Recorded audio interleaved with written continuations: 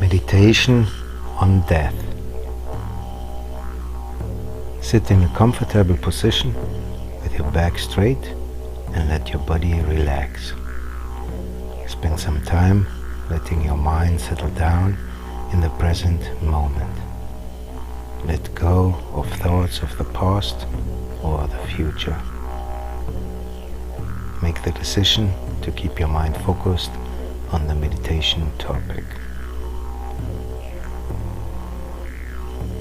When your mind is calm and settled in the present, generate a positive motivation for doing this meditation. For example, you could think, may this meditation help bring about greater peace and happiness for all beings.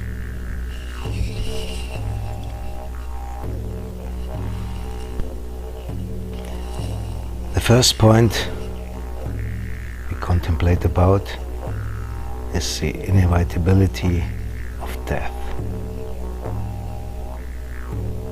We plan many activities and projects for the coming days, months and years. Although death is the only event that is certain to occur, we don't usually think about it or plan for it. Even if the thought of death does arise in our mind, we usually push it away quickly.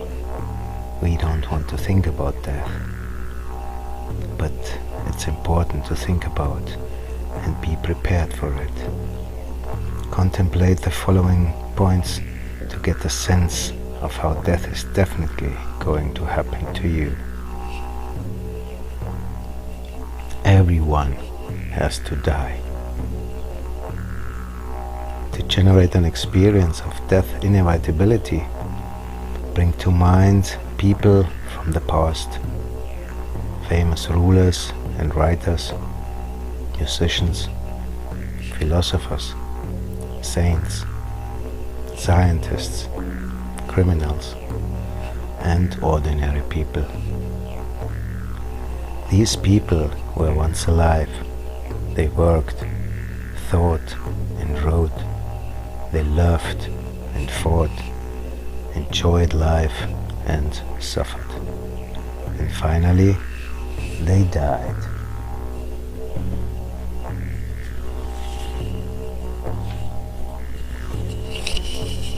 Can you think of an example of someone who was born on this earth but who did not die? No matter how wise, wealthy, powerful, or popular a person may be, his or her life must come to an end. The same is true for all other living creatures. For all the advances in science and medicine, no one has found a cure for death, and no one ever will.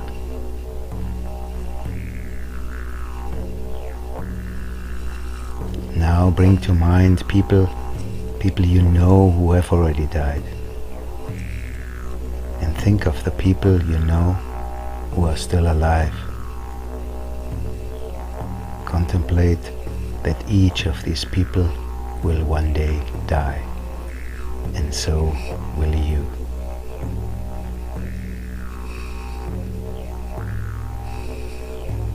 There are several billion people on the planet right now. But 100 years from now, all of these people, with the exception of a few who are now very young, will be gone. You yourself will be dead. Try to experience this fact with your entire being.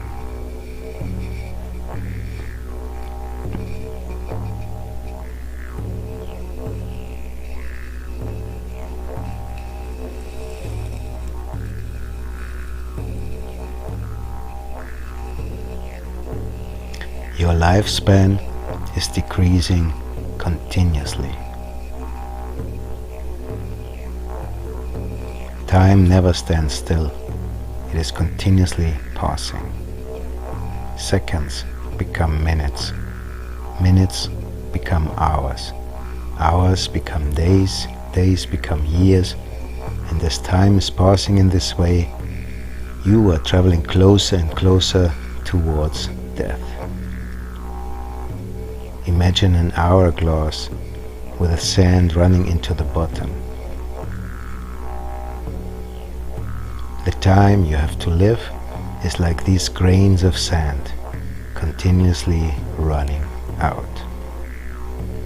Hold your awareness for a while on the experience of this uninterrupted flow of time, carrying you to the end of your life.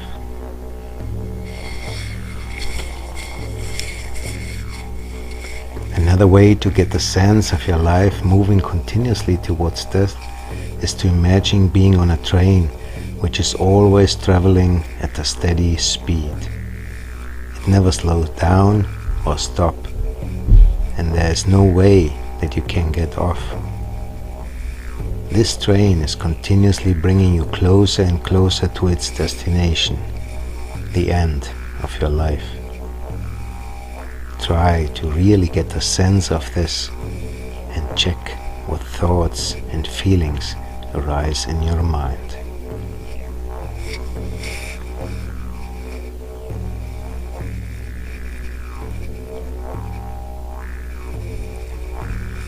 The amount of time you have for spiritual practice is very small.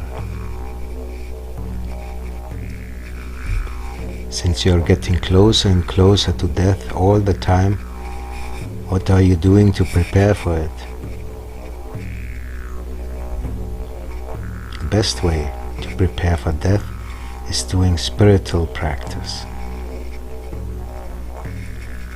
This is because the only thing that continues after death is your inner self, and spiritual practice is the only thing that truly benefits the soul, preparing it for death and the journey after.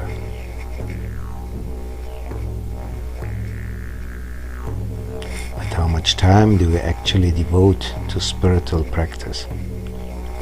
Working on decreasing the negative aspects of the mind, such as anger and attachment, and developing the positive aspects of the mind, such as kindness and wisdom, and behaving in ways that are beneficial to others?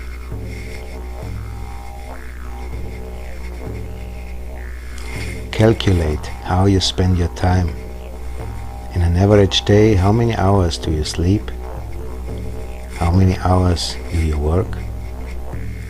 How many hours do you spend preparing food, eating, and socializing? How much time do you spend feeling depressed, frustrated, bored, angry, resentful, jealous, lazy, or critical?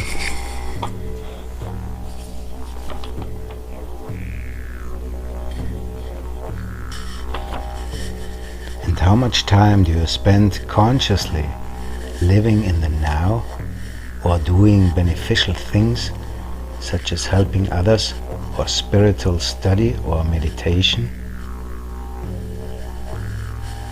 Do these calculations honestly.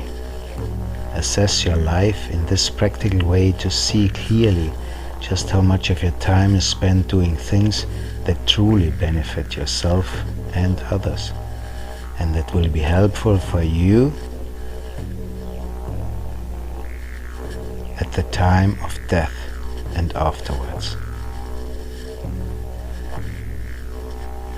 By meditating on these points, you should be able to develop the determination to use your life wisely and mindfully.